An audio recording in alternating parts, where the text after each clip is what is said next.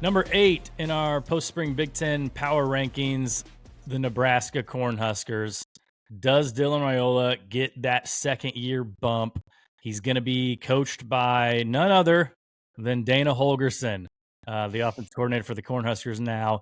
I absolutely love what Matt Rhule did in the portal, bringing in guys like Dane Key at wide receiver from Kentucky, Rocco Spindler on the offensive line from Notre Dame, Elijah Pritchett from Alabama on the offensive line, defensive side of the ball, Dasan McCullough from Oklahoma, Williams Nwaneri, former 5-star defensive lineman out of Mizzou.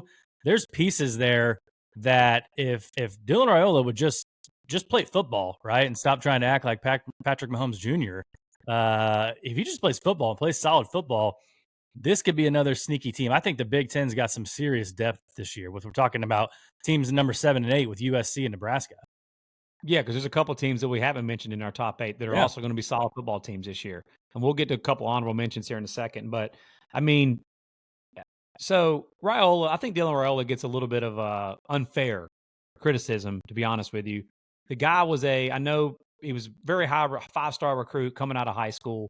But you're talking about a guy that started as a true freshman in the Big Ten last year and played some of the best defenses in the country.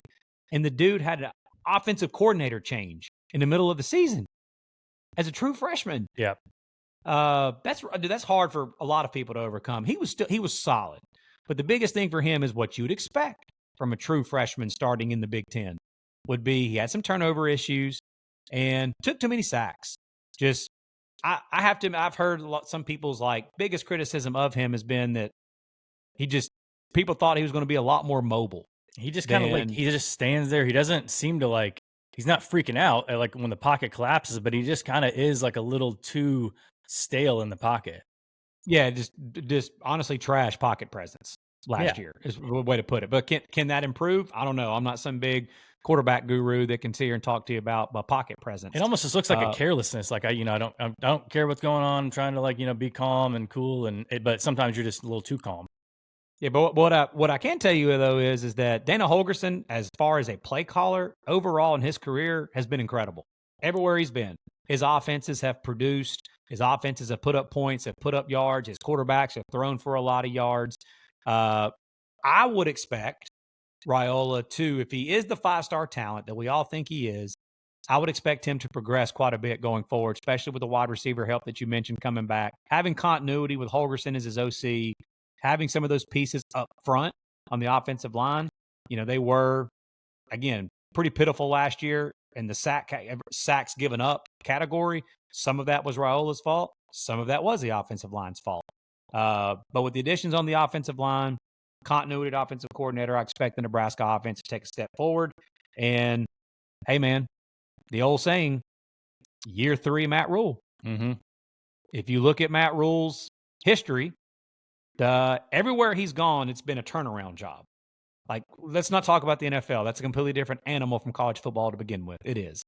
But his tenure at Temple and then at Baylor and now here at Nebraska, I think Nebraska fans should expect a pretty substantial leap forward this year for the Huskers.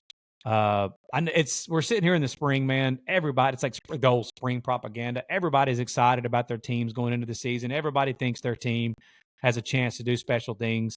But I do think that this Nebraska team has the pieces and the talent, and with Raiola coming back, that they could be, solid and make some noise in the Big Ten this year. But what do you think on the defensive side?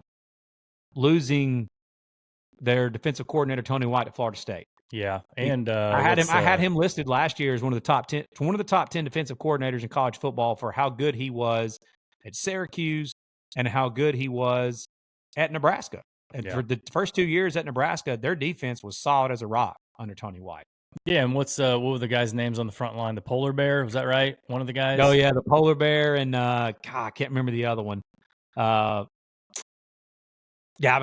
Robinson was one. Yeah. But they both obviously went in the draft and were really solid. Yeah. Anchoring down that defensive line. But their new defensive coordinator is John Butler. He was the DB's coach last year for Nebraska and passing game coordinators on the defensive side. He spent 7 years with the Buffalo Bills before that.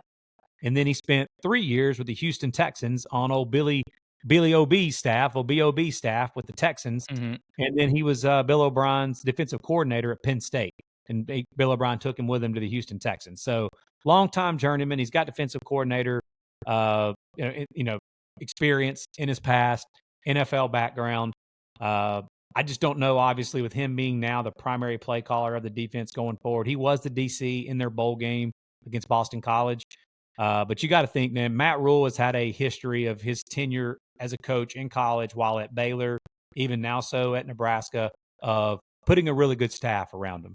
This is a Matt Rhule trust factor for me, that the guy he hired, a defensive coordinator, is the right hire. So if John Butler can be anywhere near, he didn't have to be Tony White, but he could be anywhere near as good as Tony White, then the Huskers could be sitting there, one of those teams that's battling somewhere between that 8-win mark to 10-win mark. That's what we're talking about here with these teams that are kind of in that 5 to 8 to 9 range in the Big Ten.